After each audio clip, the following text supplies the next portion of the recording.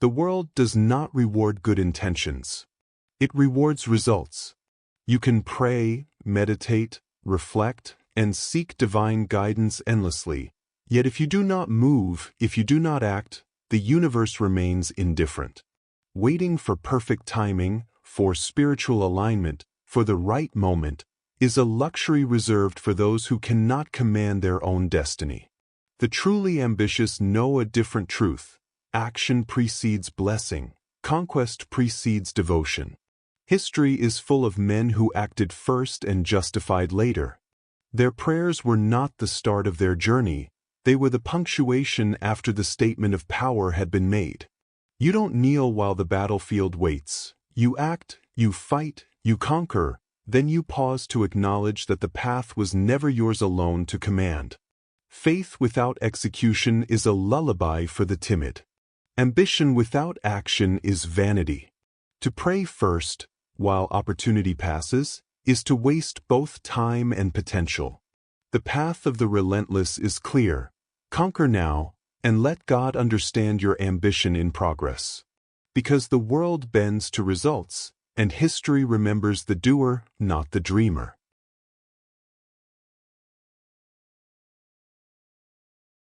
In the hierarchy of human priorities, strategy must come before sanctity. The man who kneels too soon may miss the battlefield.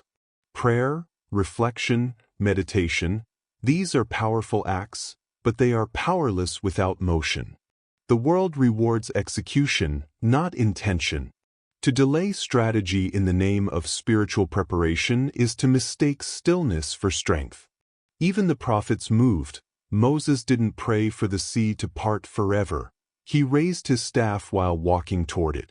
Faith followed forward motion. The disciplined mind understands this sequence: act first, align later. The weak reverse it. They seek divine validation before daring the first strike. They confuse hesitation for humility. But history is not written by those who waited for signs. It is written by those who became the sign. The wise don't abandon spirituality, they postpone it until the mission demands it. Because there is a time to pray for favor, and a time to create it with your hands. When ambition calls, hesitation becomes heresy. The battlefield of life respects no sermons, only results. To conquer now is not to deny God. It is to prove that you were listening all along. The Creator designed motion, not murmuring. He gave man dominion, not dependence. You pray before the storm to prepare your heart, but when it arrives, the prayer ends, and the strategy begins. This is the paradox of divine ambition. The truly faithful are often mistaken for faithless because their devotion hides behind discipline. They don't kneel in temples, they kneel before their goals. And God, who sees in secret, understands. He measures not how often you bow, but how far you build. He doesn't bless empty hands, only those too occupied with purpose to lift them in excuse. To delay spirituality is not rebellion, it's sequence. You conquer first to make your worship worth something. After all, what does gratitude mean without victory? You pray later because faith is not a substitute for fire, it's the oxygen that feeds it.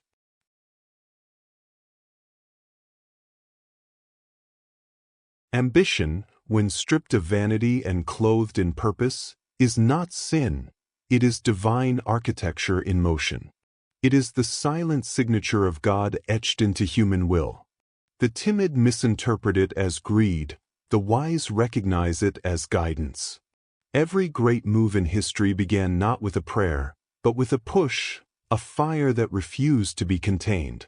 That fire is not demonic, it is divine. When a man is ambitious, he mirrors creation itself.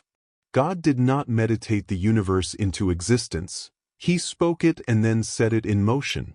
Let there be was not a wish, it was a command. Ambition is that same command living inside you. It is your instinct to expand, to build, to master, to multiply. To suppress ambition in the name of humility is to silence the part of yourself that was designed to imitate the Creator. The world likes to domesticate ambition, to turn it into something manageable, polite, safe. But divine ambition is violent. It disrupts, displaces, and destroys the comfortable in order to birth the extraordinary. Every prophet, king, inventor, and empire builder carried this sacred restlessness. It wasn't arrogance, it was awareness, the awareness that comfort is the enemy of calling. When you pursue something great, you're not defying God, you're partnering with Him. The truly ambitious man is not praying for miracles. He is performing them through movement. His plans are his prayers, his execution his worship. To build something that outlives you is a form of praise, one written in brick, blood, and belief. Society will tell you to trust the process, but divine ambition is the process. It's the proof that something higher is working through you. Even Jesus said, "I must be about my Father's business." Not His waiting. Business. Action. Progress. That is sacred work disguised as hustle. Ambition becomes dangerous only when it detaches from conscience. But when it aligns with purpose, it becomes holy. It's not chasing gold, it's chasing legacy. It's not hunger for power, it's hunger for meaning. God does not frown upon the driven. He fuels them. Because ambition is not pride, it's responsibility. The responsibility to use the gifts you were given before they rust in the soil of laziness. To move with ambition, therefore, is not rebellion. It is reverence. You are not trying to impress God. You are expressing Him.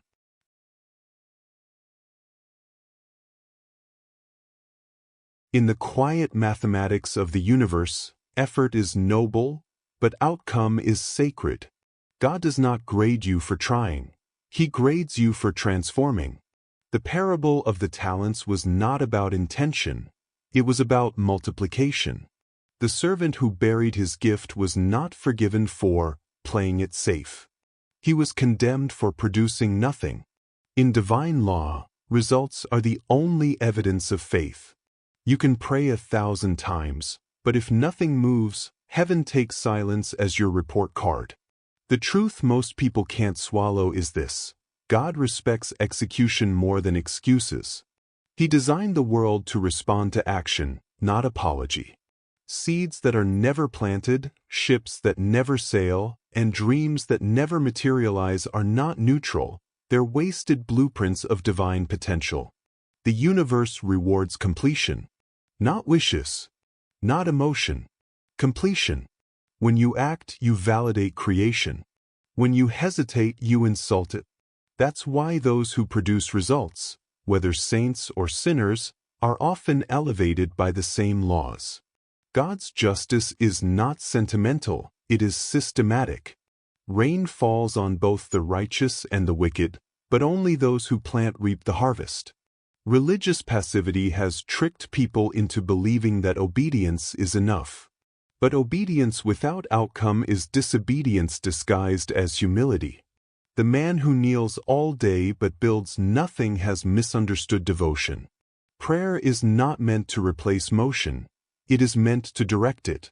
Once you receive direction, hesitation becomes rebellion. God measures you by what you manifest.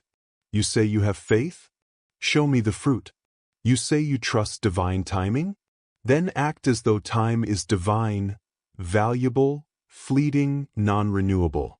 The true believer doesn't wait for a miracle, he engineers it with what he's been given. Even in Scripture, God never praised the idle. He blessed the builders, the conquerors, the doers. Noah built the ark before the flood. Abraham left before he knew the destination. David fought before he wore the crown. Each man was graded not on words, but on works. Their results were their righteousness. So yes, God grades results. Not because He's cruel, but because He's consistent. Creation itself is a feedback system. Every seed you sow returns an answer. If you plant nothing, you earn silence. But when you act boldly, even heaven must respond. Faith is the blueprint. Ambition is the hammer. Action is the altar. The man who understands this doesn't just pray for favor. He becomes the vessel through which favor moves. And in that realization, he no longer asks God to bless his work. He works in a way that blesses God.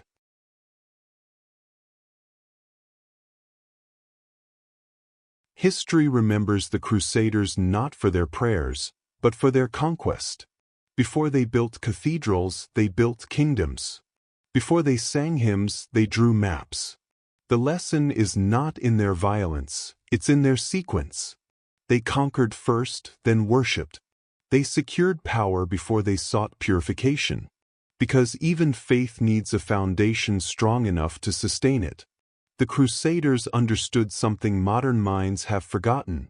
Spirituality without strategy is surrender. They didn't wait for divine permission. They acted as if divine intention was already embedded in their mission. To them, victory was not arrogance, it was obedience to destiny.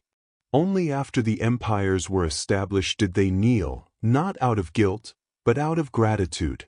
Their cathedrals were not built to beg for mercy, they were monuments of proof that ambition had served heaven's will. It's the same principle that built nations, companies, and civilizations. Those who conquer create space for faith to flourish.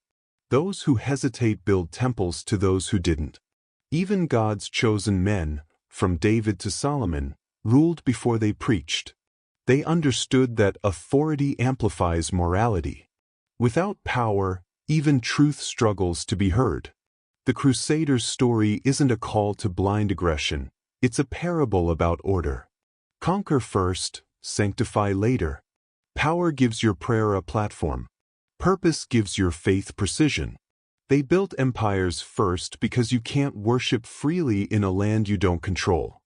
And once they held the world in their hands, they raised spires to heaven, not as sinners begging forgiveness, but as kings acknowledging their Creator. Their legacy whispers one timeless truth: even holiness bows before dominance earned through purpose. For the next 30 days, define your win with ruthless clarity. Identify the one high-leverage task that will move your life forward, the mission that demands focus, courage, and relentless execution. Postpone the rituals that comfort but do not create. One prayer, one gym session, one idle routine, and replace it with action. Move with precision. Treat ambition as sacred, as if your success itself is a form of worship. Every hour spent building, negotiating, creating, or conquering is a tangible offering to your future. Do not wait for divine permission. Act as though providence is already aligned with your strategy. At the end of these 30 days, your results will speak louder than intention. Your progress becomes proof that ambition, when executed, is itself a form of faith. Pray later. Conquer now. Let God witness not your petitions but your performance.